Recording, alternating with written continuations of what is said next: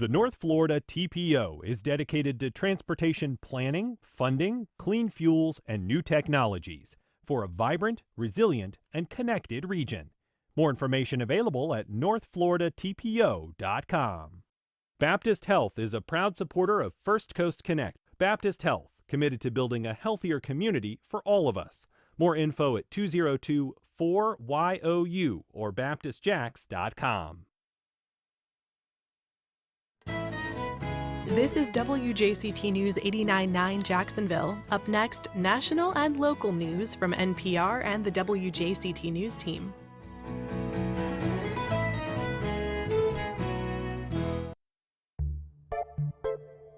Good morning, I'm Ann Schindler, and it's Friday, which means it's time for our First Coast Week in Review.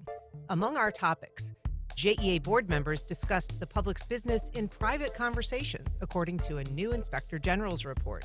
Jacksonville's murder rate is down by 50% compared to last year. A man files a lawsuit claiming police brutality at the hands of the local gang unit. A young Trump supporter is arrested for brandishing a machete outside a polling location. And local officials explore how to lessen the impact and risks of e-bikes. We're talking about all of that with our panel of reporters. Later, Electro Lounge host David Luckin updates us on the musical lineup on Saturday nights on WJCT. Join the conversation. Give us a call at 904-549-2937. You can also email firstcoastconnect@wjct.org or reach out on social media. It's all ahead this hour after the day's news. Live from NPR News in Washington, I'm Corva Coleman. The presidential candidates campaigned out west yesterday. Vice President Harris stopped in Reno, Nevada. She was later joined by actress and singer Jennifer Lopez in Las Vegas. NPR's Tamara Keith says Harris is focusing on a disparaging comment about Puerto Rico and garbage that first surfaced at a Trump rally this week. This campaign has been on the topic of garbage ever since an opening act at Trump's big rally referred to Puerto Rico as a, quote, floating island of garbage. Trump has distanced himself from that comedian, but last night, this was front and center at Harris's rally in Las Vegas, where she was introduced by Jennifer Lopez, who is Puerto Rican. She said it wasn't just Puerto Ricans who were offended that day. It was every Latino in this country. NPR's Tamara Keith reporting. Trump, meanwhile, has seized on a comment that President Biden made this week, seeming to refer to Trump's supporters as garbage. The White House says Biden was only referring to the comedian who made the comment. Donald Trump is suing CBS News over its interview with Vice President Harris. As NPR's David Folkenflik reports, the language in the lawsuit appears prepared for right-wing media. The lawsuit does not involve slander or defamation or any such typical claim. Instead, it involves a portion of Texas commercial law centering on Trump's unproven assertions that CBS doctored its interview with Harris to make her look better. CBS has rejected that allegation, saying it made standard editorial choices in selecting different elements of a response for two different shows. Legal analysts say there's little merit to the case. The suit was filed in a federal court in North Texas, a district that conservatives frequently turn to for legal advantage. The friendliest of Trump outlets broke the news uncritically, Fox News, ensuring headlines before Election Day and before any evaluation of the case by a judge or jury. David Folkenflik, NPR News. The Labor Department has released employment data for the month of October. The agency says employers only created 12,000 jobs last month. That is far below expectations that 100,000 jobs were created. But the data has been heavily skewed by the ongoing strike at Boeing and the effects of two hurricanes. The unemployment rate remained unchanged in October, another crucial piece of data. A group of healthcare providers and two women who had difficult pregnancies are suing the state of Louisiana. They're suing over Louisiana's new law that lists two widely used abortion drugs as dangerous controlled substances. The lawsuit claims the law creates dangerous delays in treatment during medical emergencies. Authorities in Spain say more than 200 people have now been killed by unprecedented flooding this week. Many more people are still missing and feared dead. Officials say the eastern Spanish city of Valencia was the worst hit. It got a year's worth of rain in a single day. You're listening to NPR. And this is WJCT News 89.9 in Jacksonville. Good morning. I'm Stephen Ponson. It's 9:04. A Fleming Island child care facility has to take up a policy that it can't discriminate against children with disabilities after allegations that it ended the enrollment of a child because he was diagnosed with epilepsy. The U.S. Attorney's Office says the agreement with Imagination Island of Fleming Island settles allegations that it violated part of the Americans with Disabilities Act. According to the agreement, when informed that the child had been diagnosed, the center director emailed them that he could not return since it was not equipped or certified to have him attend school with his condition. Imagination Island must also pay the family $4,000 in damages and train staff to use anti-seizure medicine, which now must be on hand. Green Cove Springs Police Chief John Guzman has announced his retirement from the department as of January 22nd. He's been part of the Green Cove Springs Police Department for 21 years. He took over as chief after the unexpected death of former Chief Derek Asdod in 2021. City officials selected Commander Sean Hines to serve as interim chief until a permanent replacement can be found. This afternoon in Jacksonville, we're going to have highs in the lower 80s, a small chance for a shower along the coast. It should be a beautiful day overall. Partly cloudy overnight with lows in the mid to upper 60s. And this weekend will be warm with just a slight chance for rain. Mostly sunny both Saturday and Sunday with highs in the lower 80s. And then we start the new work week with highs in the lower 80s as well. Support for NPR comes from NPR stations. Other contributors include Your Part-Time Controller, the nonprofit accounting specialists, providing financial management services to support stronger nonprofits who make the world a better place. Learn more at yptc.com/NPR.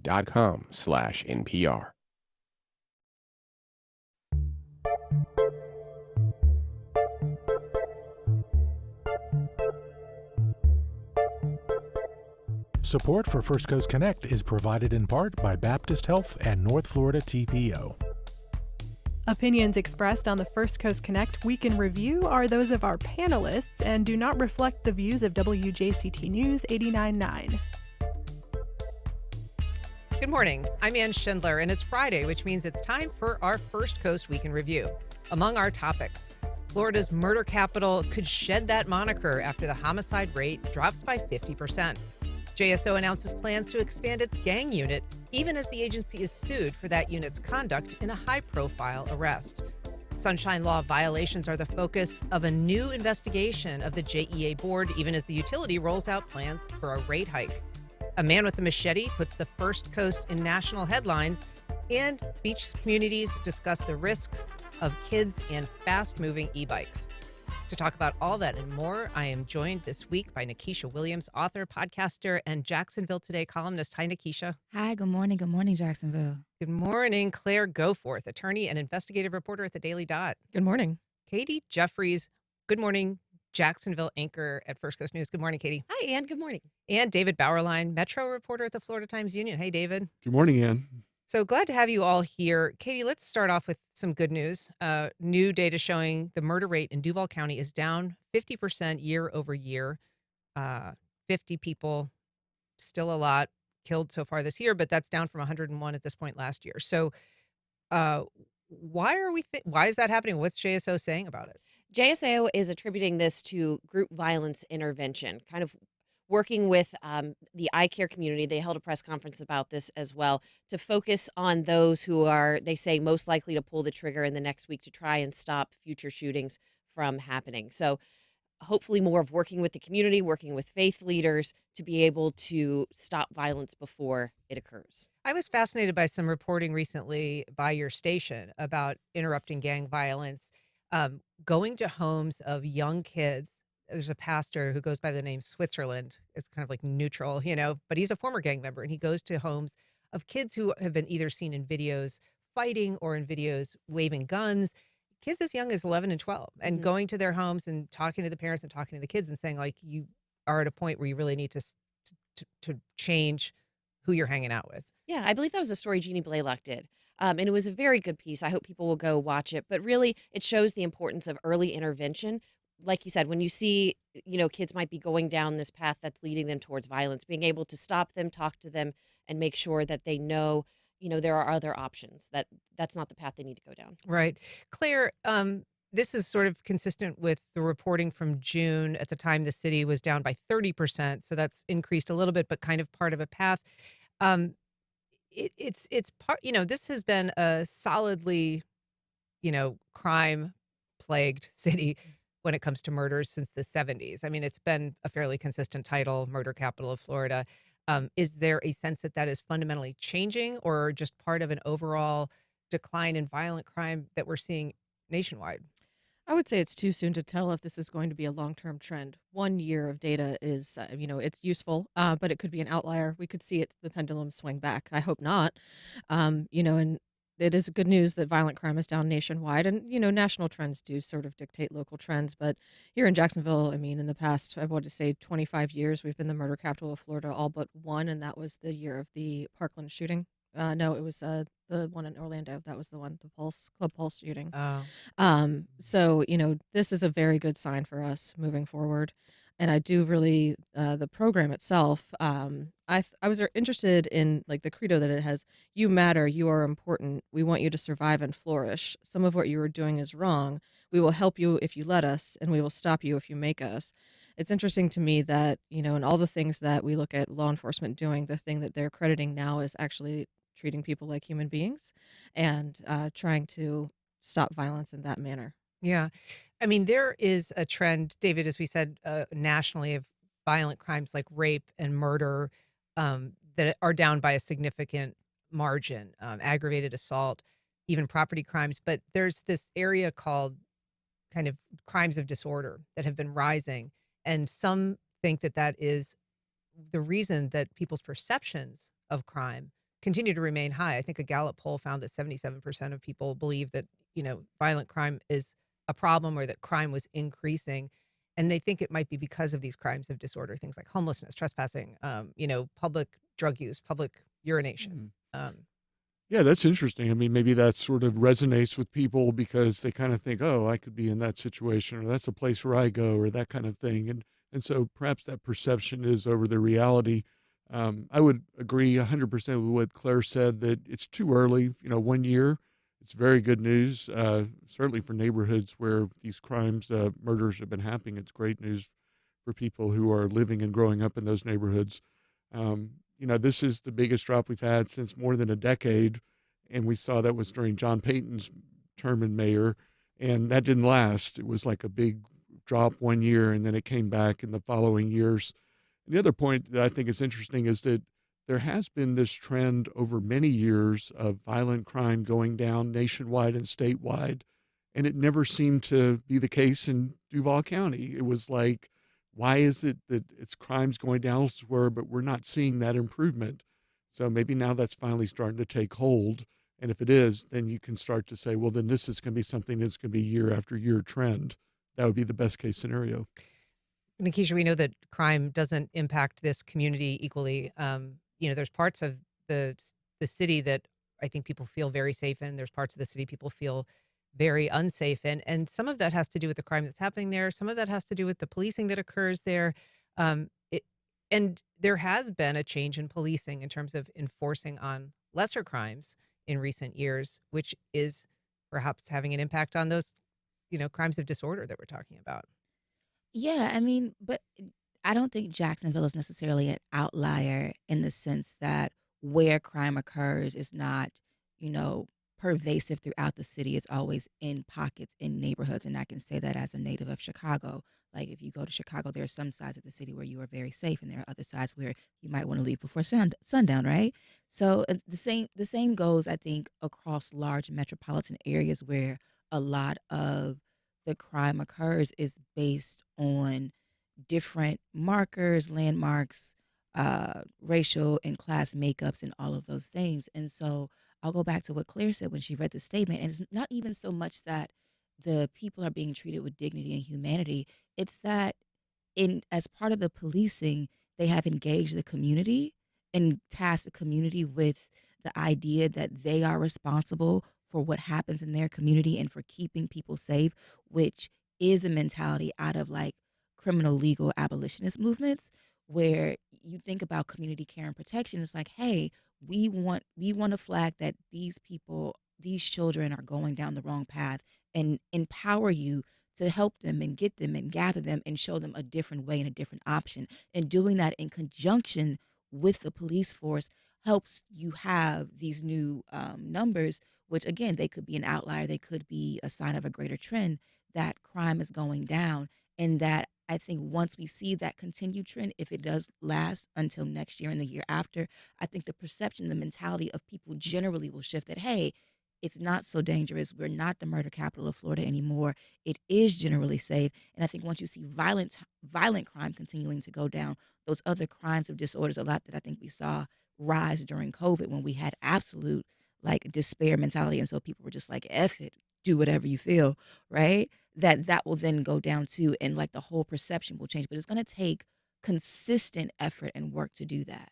You know what's interesting, Katie, is reporting on the kind of focus that the police have on certain populations within the community is surprisingly targeted. I mean, there's actually, a whiteboard that they have in their gang enforcement unit that kind of tracks people who are at great risk either of shooting someone or being shot. And very often it's the same names because it's a violent kind of gang culture that they're a part of. And so if they've been kind of beefing with somebody and somebody gets shot, they go to that list and they say, like, is this a person we know? And very often it is. And that's part of, I think, that group violence intervention where you go, they say they're trying to find the person who is most likely to pull the trigger. So you go find that person who might retaliate and have faith leaders or maybe people in the community reach out to them and try to stop violence from continuing. So like Nikisha was saying, it's about community coming together and kind of stepping in to help stop this along with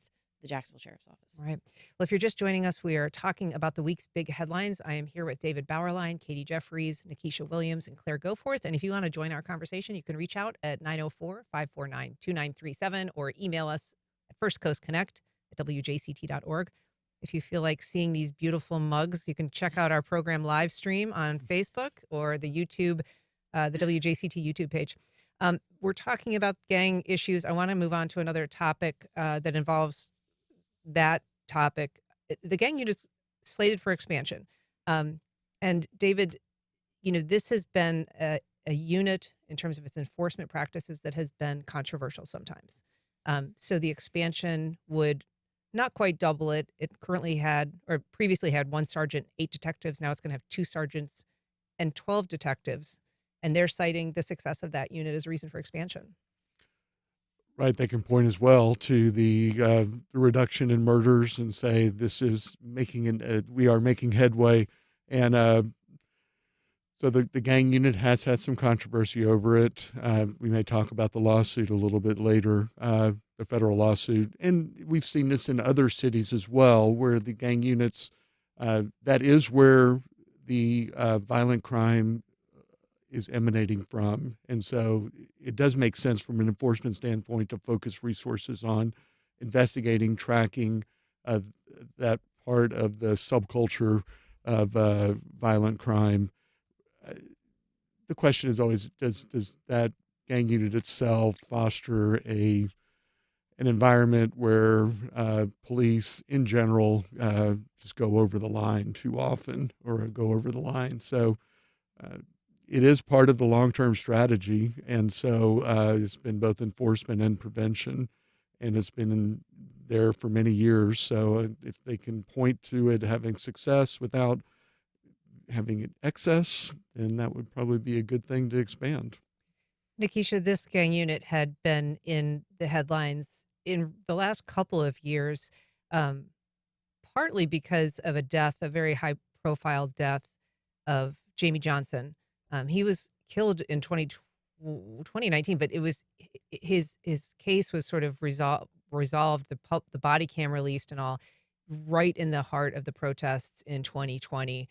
That was a gang unit involved arrest. In fact, the officer involved, Josue Garriga, was later involved in a texting social media scandal because he was calling Jamie Johnson a clown, and there was questions about other texts that the gang unit was sending internally that were inappropriate. So that unit has been the source of some friction, and as David alluded to, this week is the target of a lawsuit. Yeah. So, you know, the text messages that they were sending about Jamie Johnson and others, they weren't just, problematic. They were racist. We just call a thing a thing. The lawsuit this week is the lawsuit of Lakeem Woods, who the viral video where they had stopped him in a traffic stop, claimed that he fled, and then the story is that they tased him, he fell face forward, and that is why his face was bloody, black and blue, and both of his eyes were uh, pretty much swollen shut. The video showed them beating Lakeem Woods, and so that lawsuit has come forward. The officer in question, Josue Garriga, no longer on the force, believe convicted of sending inappropriate text messages to a minor of enticement is the charge. And so I am ambivalent overall about the expansion of a police force, be it the gang unit or any other unit, period. As we said in the previous story, what has happened with the reduction in the murder rate and violent crime is a mixture of enforcement, yes, but also community activation. So I am going to remain ambivalent about the expansion of the police force and the gang unit specifically. To that end, as Claire said earlier about treating people with dignity and humanity, you don't stomp somebody who's under arrest, period. I don't care how they're resisting. If he fell face forward in a taser and he's under arrest with handcuffs on him, why are you stomping on him? Why are you beating him and kicking him like a dog? Because that's what you think of him, because you think that his life is less than and you're not going to get caught and you are able to act with impunity. That is problematic. So as we talk about expansion of police powers, expansion of the gang unit, what is really behind the reduction in crime, we also need to think about the mindset and the mentality behind it, because as you stated, you have the whiteboard in JSO where they know to go in certain neighborhoods and are trying to see who's going to be likely to retaliate. You work in that environment long enough and you work around people who you think who are going to be more prone to violence long enough, that can warp the way that you see them and that you perceive them, so then you don't treat them with dignity. We should be clear, though, when you say stomp, I mean, the video showed them punching, elbowed, and they kneed him.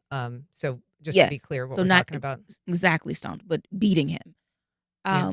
But when you work in neighborhoods, as I was saying, where you are constantly trying to decide or trying to intervene in crime, you may begin to have a perception about that entire neighborhood and everyone who lives in it. So then you are more prone to think that someone that you are engaging with in an arrest for whatever reason, be a crime has been committed or because you have a suspicion or whatever the case may be that has inclined you to go after that person in this way, that they don't deserve to be treated with respect and humanity and dignity. And that's simply not true. And I think the lawsuit that the Woods family has filed against the gang unit specifically is proof of that. Yeah. It's interesting.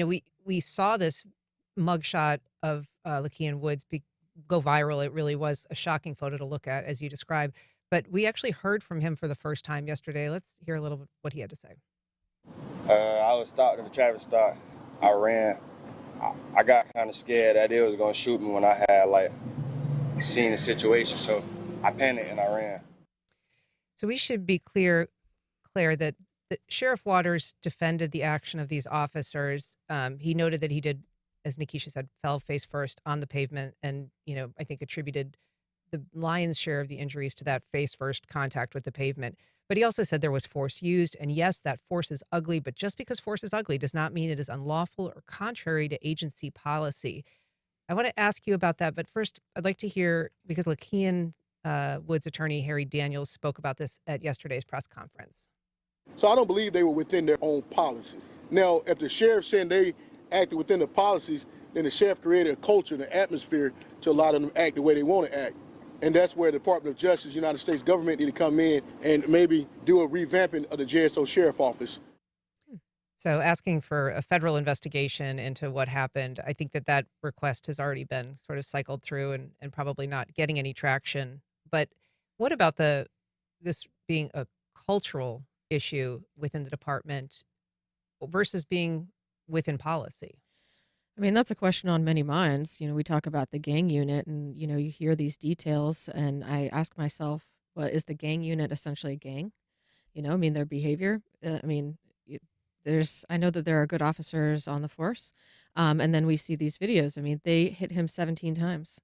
They smashed his head into the pavement after he was handcuffed. I mean, how do you justify that? Or maybe the grass. The grass, okay, into the ground, right? But still, and this is just someone who ran from a car. And they felt so privileged that even knowing they wear body cameras, they chased him down, tased him, and beat him.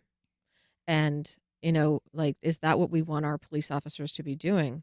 To just treat people, like Nikisha said, like animals. Yeah. I mean, if you go through the world as a hammer, everything is a nail. And that seems to be what some members of JSO feel. Katie, we should say, that the sheriff's office said that this person was, that Lakean Woods was a suspect in other crimes, that they'd witnessed a drug deal go down of some kind. He was involved in another crime, a violent crime in, I think, Gainesville previously. And so he wasn't unknown to them. And so, while it was a traffic stop, it was more of a pretextual traffic stop, I think, in an effort to get somebody that they thought was connected to other crimes. And those charges, I think, were dropped. He ended up pleading guilty to resisting without violence was the charge he ended up pleading guilty to, served, I think, 9 days. But it'll be interesting to see what happens with this lawsuit, because with Jamie Johnson, it was around this time last year, I believe the city settled with the family of Jamie Johnson for around, I think it was $200,000. Then the sheriff said that he disagreed with that and he would have rather seen it go to trial. So it'll be interesting to see if he pushes for this one to go to trial as well. Yeah, I'm really curious about that. What are your thoughts, David? I mean, as Katie says, there was a furious reaction from the sheriff when they settled the Jamie Johnson case. And the city basically settled that case because they thought it was, a marginal payout relative to the cost. And they kind of make those cost benefit analysis. They didn't intend it as a white flag of surrender. But the sheriff interpreted it as kind of a slight. Right. He definitely has put himself in a position where he is going to have to sign off on any settlement offer. And that puts him on, in that sense, you can't just say, well, that was the lawyers who recommended it. I had anything to do with it. So to that extent, he now has a much bigger stake in what the outcome is of whatever happens there, because the lawyers may look at it and say, well, we'll settle the case and admit no wrongdoing, because there's a potential that we could face a really large judgment if a jury, and juries are unpredictable, were to find in favor of the plaintiff. So that's interesting. I think Katie's got a great point. I mean, now it's a different dynamic there in terms of the sheriff actually being a decision maker on this, for good or bad, in terms of how that plays out. And just quickly, does JSO really want to go through the discovery process in a case like this? And to have it back in the news and have everybody looking at the photo again. Public That's not record? great for them. A lot of public records. It's a good point. I mean, I also want to ask you this, since you're an attorney, and there's some exposure for the officers. It isn't just Jose Griga, I'm mispronouncing his name, Griga, who is named in this lawsuit. There's 3 other officers from the gang unit.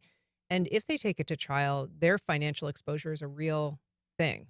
Yeah, I mean, there may be pressure on Sheriff Waters from those officers to settle the case because they don't want to be exposed and they don't want to be subject to discovery as well. I mean, there's a lot of things that are going to be dredged up in a case like this. Nikisha, you wanted to make a comment. Well, yeah, I mean, I think it really goes to what David was saying about how angry and furious the sheriff was after they settled the Jamie Johnson case. But what really he should be angry at is his own officers. Because if, as Claire mentioned, if you're wearing a body camera and you feel so comfortable to kick and elbow and smash someone's head into the pavement over 17 times where they look the way he did in that first mugshot, I mean, why aren't you furious as a sheriff, as a leader of that department, with your officers that is even taking you through this case? Because however you knew of Lakean Woods, whatever crimes that he had committed or was accused or suspected of, all of that work, all of that investigation, all of that surveillance no longer means anything because nobody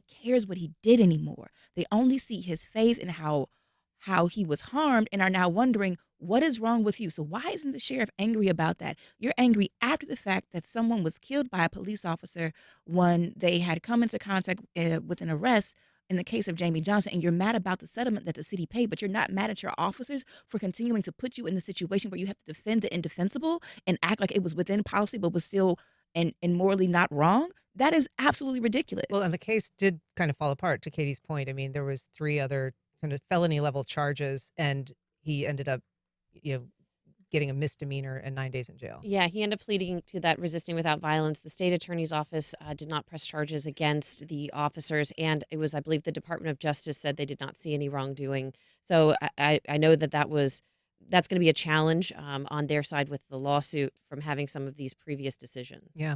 David, I want to move on to a topic, an investigation into the JEA board, whether the board members discussed leadership transition matters privately, potentially violating Florida Sunshine Law. Remind us what happened there. So this happened in April. The former CEO, Jay Stowe, resigned through some mutual agreement with the board, and then they replaced him with Vicky Cavey as the interim CEO. So it was the real issue that was looked at by the Office of Inspector General was, were there any meetings or conversations by board members outside of the open meeting, which is where those discussions are supposed to take place solely, that violated the state sunshine law. And so the Office of Inspector General interviewed board members and came back with a report that doesn't show that there was any conversations between board members where they specifically talked about who they wanted to replace Jay Stowe with. There were some conversations about sort of, administrative, how are we going to do this next meeting, calling an emergency meeting, a conversation about some of the frustrations with Jay Stowe. But there was nothing that went to the point of the board members meeting in private and saying, okay, let's do this, and here's how we're going to replace Jay Stowe, who did resign, with Vicky Cavey. So now it's up to the state attorney to decide whether the contents of the conversations they did have rise to the level of violating the Sunshine Law. And the Inspector General report was initiated because Cavey was appointed. She was the only candidate. There was no discussion before her contract was approved on a voice vote by 4 members. She didn't meet the leadership requirement that the city council put into place after the former CEO resigned in scandal, that she had 5 years of executive experience. And so it was controversial at the time, or at least questions were raised about how did her name pop up in the first place if there was zero discussion prior to the vote. Right. So there was a 4-1 vote. And by the way, I think the JEA board would say, well, she did meet the executive experience requirement because she had been an executive at JEA over the course of a 32-year period. It's a question of how do you define executive? At what level do you have to be within JEA to meet that criteria? There was some discussion, but you're right. I mean, it was right out of the gate. It was a motion to hire Vicky Cavey, who had just come back out of retirement for a few weeks as a special advisor to the board. It was no surprise to people in the room that Vicky Cavey was the one who was hired. There were people speaking during public comments about that prior to the board voting. So that kind of led to the questions, okay, if there was no discussions outside it, how is it that everybody came to the decision so quickly that Vicky Cavey was going to be the interim CEO? It was, I think, a 4-1 vote. There was one board member who voted against it and thought the chief administrative officer, I believe, should have been next in line to take that position. Claire, at the time, the chair of the board, Joe DeSalvo, it was his first meeting where that vote occurred, and he was taking over from Bobby Stein. And at the time, when he was asked about how did this come up, he said to reporters there were no prior conversations. But the Office of Inspector General report found that Bobby Stein and Joe DeSalvo did talk. They had 2 phone conversations. That Stein also talked to board member John Baker, who was one of the 4 voting for Ms. Stein, and that Stein also met with the board member Marty Lanahan, who wasn't at the meeting. So what they said in April when this occurred to the public was not what the Office of Inspector General found. Yeah, and just to note, my spouse works for JEA. But yeah, I mean, he lied, right? I mean, that's really what the report says. It says that when he said they did not have any discussions, that was not true.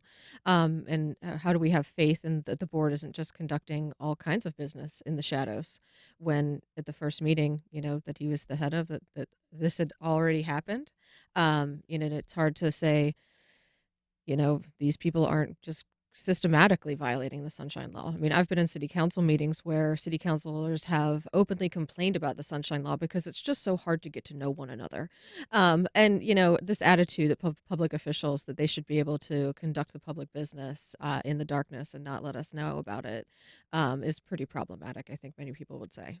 I mean, Akeisha, nothing prevents members of the same body from getting together and having a sandwich or a cup of coffee. They're just not allowed to talk about business that will come before them that they might have to vote on.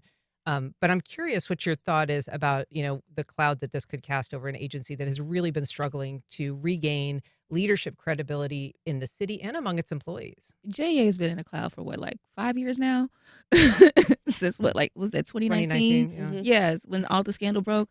I mean, at this point, no, nothing precludes members of the board from talking on the phone or going out for a drink or grabbing a bite to eat together. But if you cannot not talk about JEA business when together, then maybe you don't need to go out. Like, you have been in the spotlight, the public spotlight and public ire and scrutiny for the last 5 years. How about maybe we just don't talk anymore? You know what? We're going to take a break. We're going to go to our respective corners, our respective homes, and we're going to sit in silence and think about our actions, because you are a public utility. You are supposed to be in the interest of the public, and yet you're having conversations about who the next CEO is going to be after the former CEO has come to the agreement to resign, after the former CEO was indicted on federal charges, right? So maybe you just Convicted. indicted and convicted, and so maybe you should not have those separate conversations. You know what? We're going to keep all JEA business at JEA, and outside of that, we're not going to talk and fraternize. It's a very simple rule to follow. Or, resign your position and let someone who can follow the rules, and let a board who can steer the utility in the interest of the public without all of these compromises do so. But that hasn't happened yet. Katie, the timing is maybe a little bit awkward because they're also proposing a rate hike, which is going to add a few dollars to people's bills over the next couple of years. Maybe in $5 and $7 increments, but everything adds up, and so people don't love that, and it is an inconvenient time to maybe have this news come out. Yeah, it's not what you want to hear. I'm sure that's not what they want to be in the news for, would be another scandal coming off of the trial from earlier this year. That rate increase, I believe, is due to helping pay for Plant Vogtle, which is a nuclear power plant up in Georgia. I think they are having a meeting either Monday or Tuesday of this upcoming week, which should be open to the public if people want to talk about that rate hike. But yeah, to have a rate hike and then a scandal in the news is not, I'm sure, what their public relations department loves to see. I'm sure they're not loving it. We're going to move on now, but if you want to join our conversation, you can reach us at 904-549-2937. You can also email firstcoastconnect@wjct.org, or you can reach out on social media. I want to move on now to a topic that put Jacksonville in the national headlines, really. A young Trump supporter was arrested for aggravated assault after he was alleged to have brandished a machete at Democratic voters outside of a local polling location. Claire, this was a story that I think it maybe fed a narrative that we're already hearing, and maybe because it involved sort of this scary weapon got a lot of attention. But what does it tell us just about the climate, the temperature of the electorate right now? The temperature is high. I mean, there have been people have burnt ballot boxes, and there are other incidents around. What was there just yesterday? We were talking about before the show, someone in South Carolina angrily confronting poll workers and getting, because they asked him to take off his MAGA hat, if I'm correct. And then we have this young man, 18 years old, Caleb James Williams, allegedly held a machete over his head at Harris supporters, and they were women at ages 71 and 54. And what sort of attitude is that? I mean, I know 18-year-olds say their impulse control is not excellent, but that is some pretty serious behavior. And to resort to such a violent, allegedly violent, threatening action like that over voting is really, it's scary. And, with election day coming up and the type of reporting I've done over the years at the Daily Dot into these type of, there's no reason to believe he's involved in any of the groups that I've reported on, but others are involved in these hate groups. And, we're we're coming up on another presidential election, the last one. I think we all remember what happened on January 6th, you know? Yeah. We're hoping not to see anything like that again. ever. Nikisha, the age of this assailant or alleged assailant was interesting, and so were the other people with him. So there was 8 men kind of involved in this group. One of them was an adult, but 7 of them were teenagers, 16, 17, 18 years old, showed up and deliberately, according to police, quote, to protest and antagonize the opposing political side.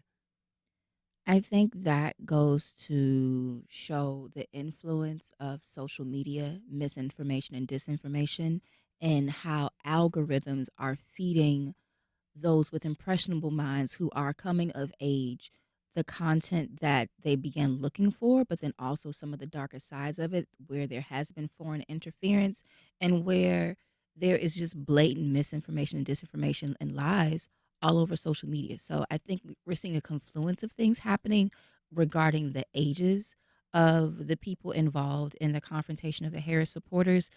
But you know what? That doesn't change home training. And we were talking before about it, like, what was that 18-year-old Caleb, what was he hearing at home that he felt so emboldened to bring a machete to a polling place to intimidate voters? Voter intimidation and violence against voters, especially voters of color, is age-old in Florida and it's age-old in the country. There are people who have literally died for the right to vote for decades, and at this point, centuries. So we're not talking about anything new here. I think we're talking about how we're seeing it manifest. And as Claire said, the temperature is high. It's going to remain high. There are infrastructures already in the works about what happens on the morning of November 6th, and the results don't go the way that some people want them to. What is the country going to look like? Is democracy going to hold? This is not just about one person with a machete or one person burning ballot boxes or one voter intimidating poll workers in South Carolina. This is about all of us as a country and whether or not we believe that the system that we have pledged our allegiance to, literally, is going to uphold the ideals that it set forth that we are still aspiring towards. And what we're seeing is the very fabric of our democracy devolve in individuals, and that is only going to continue to coalesce in the days leading up to the election next Tuesday and the days afterwards. I want to take a call from Linda in Mandarin. Good morning, Linda. Go ahead. Yes, I understand this young man is 18 and he might have had some younger people with him. And we're talking about brainstorming.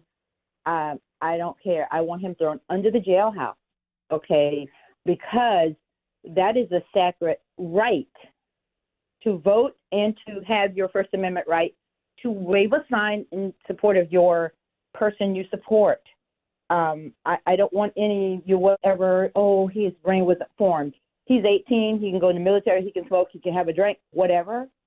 I just think that we need to set the president now so we don't have another January 6th. He needs to be anybody who acts out against another person. If you want to protest your sign against the street, that's what you do.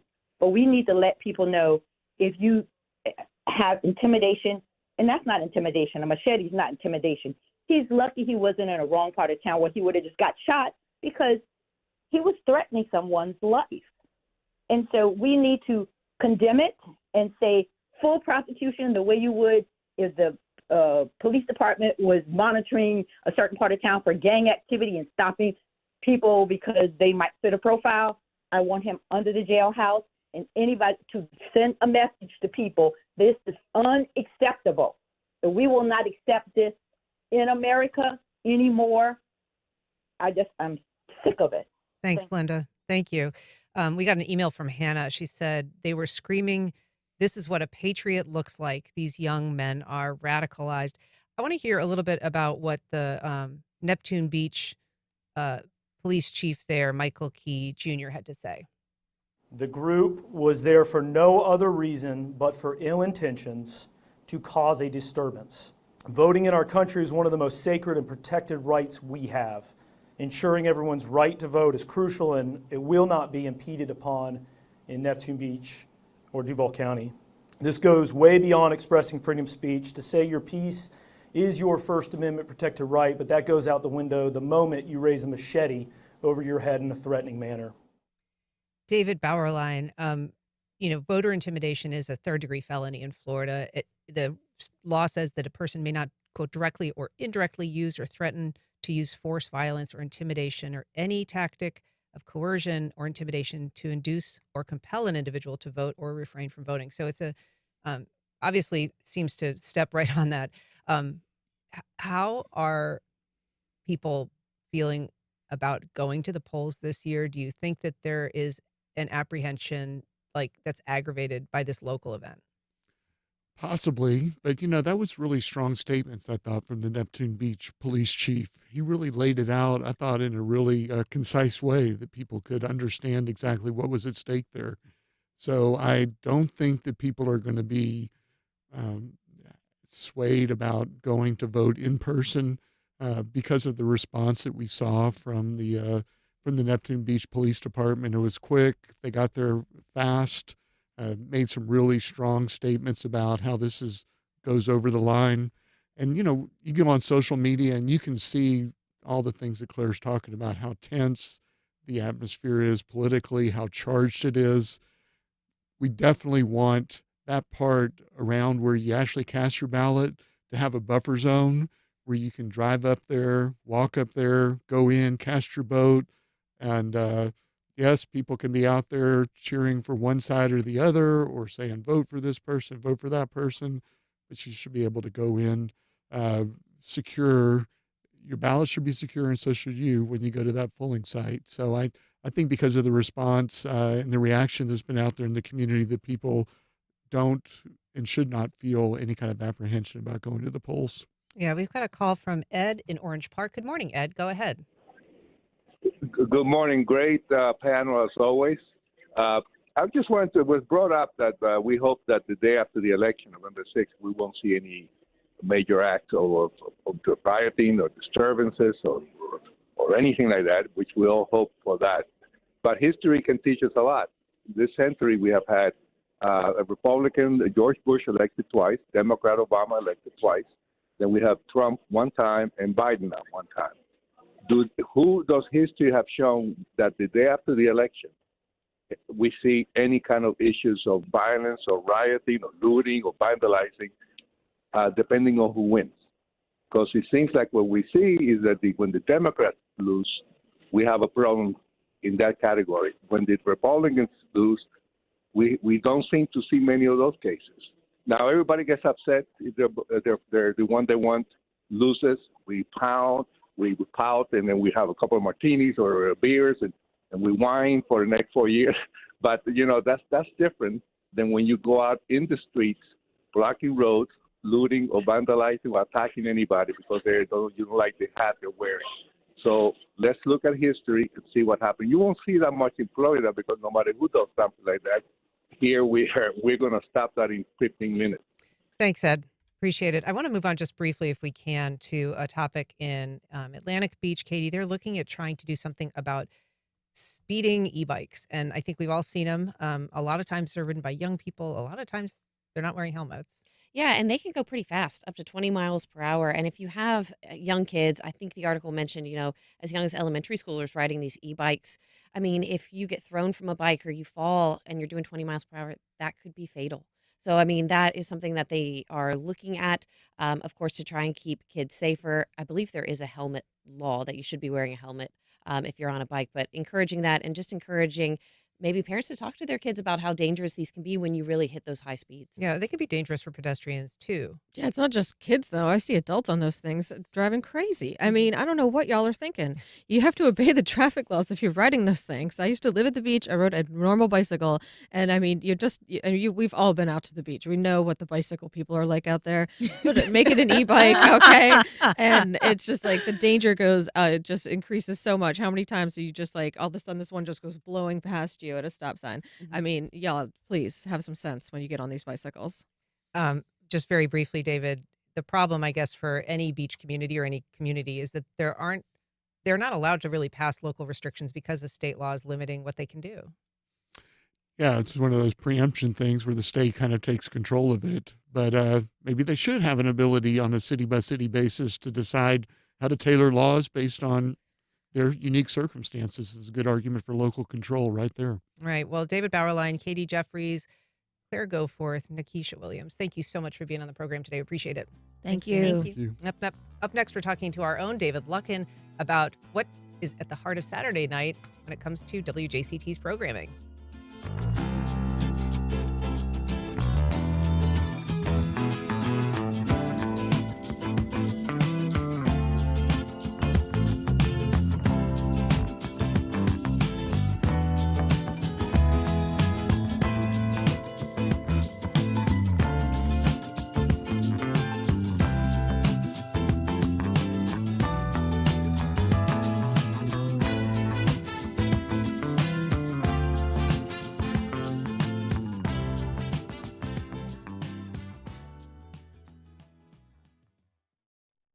Congaree & Pen, dedicated to agriculture and culinary endeavors, offering field-to-fork dining and outdoor experiences on over 300 acres.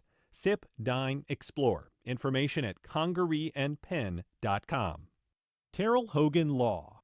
I'm Wayne Hogan. Accidents can happen when you least expect it. For decades, our attorneys have dug out the facts to help juries decide who's at fault. More at terrellhoganlaw.com. On the next Fresh Air, we remember actress Terry Garr. She died this week. In the Mel Brooks film Young Frankenstein, she played Gene Wilder's dim-witted lab assistant, and she was nominated for an Oscar for her performance in Tootsie. We'll feature our 2005 interview with her, in which she talked about her films and her diagnosis of MS. Join us. Today at 1 on WJCT News 89.9.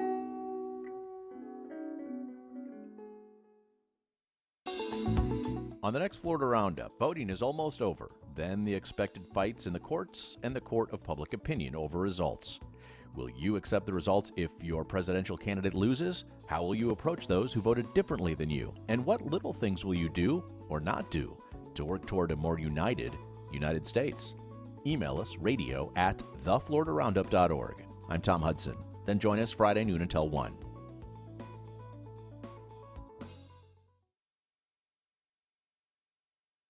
Have the election scales been tipped by a racist joke? Never saw him, never heard of him. A political gift turns gaffe as President Biden is forced to clarify his comments about garbage. At the Ellipse, Kamala Harris promises to put country over party. I pledge to be a president for all Americans. More on the Friday News Roundup next time on 1A. Today starting at 10 on WJCT News 89.9.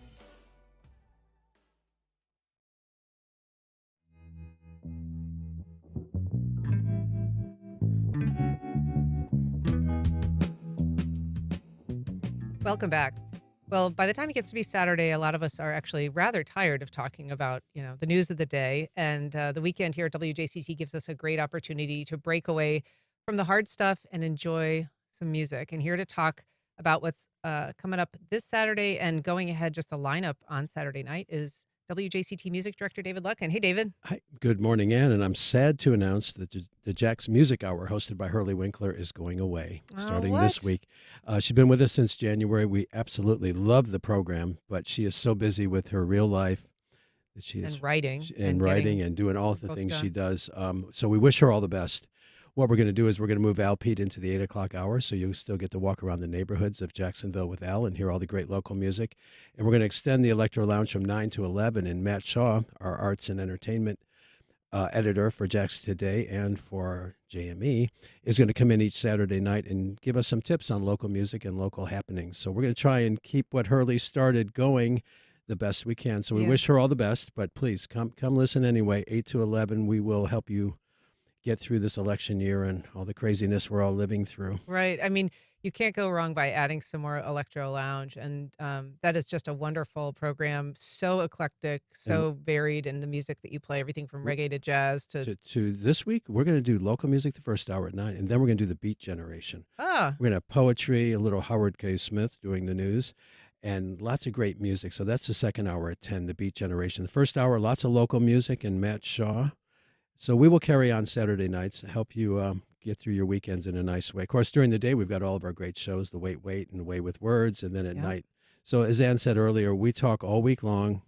It's kind of nice to give it a rest on the weekend. We just play some nice music and play some fun shows on the weekend. And it really does help you chill out. It's a great listen. You got your hands in a lot of things though, not just music. So you've got a film series that's going on. We're going to start doing films here. We have an incredible projector, a beautiful studio, and November, or Noirvember 13th, we're going to show Double Indemnity. And get your tickets. It's only $5, and we've sold nearly 200 tickets already. This is an incredible film. It is. It's a brilliant film. Billy Wilder directed. Fred McMurray, of course, we all know him from My Three Sons. It is not that nice guy in this movie. No, he is not. And Barbara Stanwyck, the ultimate femme fatale. It's a really good movie. The dialogue, the writing is brilliant. Edward G. Robinson, he steals the movie. His lines. When I come back in a week, we're going to play a scene. So get your tickets now for Noirvember. Tune in for Electro Lounge on Saturday nights. Don't miss Ann every day. I'm doing a promo here for you, Ann. Thank you, man. We're going to use that clip and probably put it in an ad someday. There you go. First Coast Connect, Monday through Friday, and then we help you forget everything Ann has taught you during the week. On Saturday nights, when we just play music, join us. And we've got a song. I don't know if we're ready to play it or not. Maybe we got a little more time. We thought we would stop talking and play something from Saturday night's show from the Beat Generation. It's Mel Torme singing a great song called Coming Home Baby. We're going to take a listen to that. I'm going to wrap the program first. So thank you so much for listening. If you missed anything, you can catch our rebroadcast at 8 o'clock tonight. You can also find our entire archive at WJCT.org or on your favorite podcast platform. We encourage your feedback and suggestions. You can send either to First Coast Connect at WJCT.org. Don't forget to listen Saturday at 4 when neurologist Dr. Joe Servin explores the month's big health headlines with his panel of medical experts. That's What's Health Got to Do with It every Saturday at 4. Join us Monday. Support for First Coast Connect is provided in part by Baptist Health and North Florida TPO. Baptist Health is a proud supporter of First Coast Connect. Baptist Health, committed to building a healthier community for all of us. More info at 202-4YOU or baptistjacks.com. The North Florida TPO is committed to shaping our transportation future. We're focused on planning, funding, clean fuels, and new technologies for a vibrant, connected community. Learn more at northfloridatpo.com. Elder Source's T-Care program can help caregivers avoid burnout. Caregivers that assist Northeast Florida residents aged 60 or older may be eligible to get resources for themselves at no cost. More information at myeldersource.org.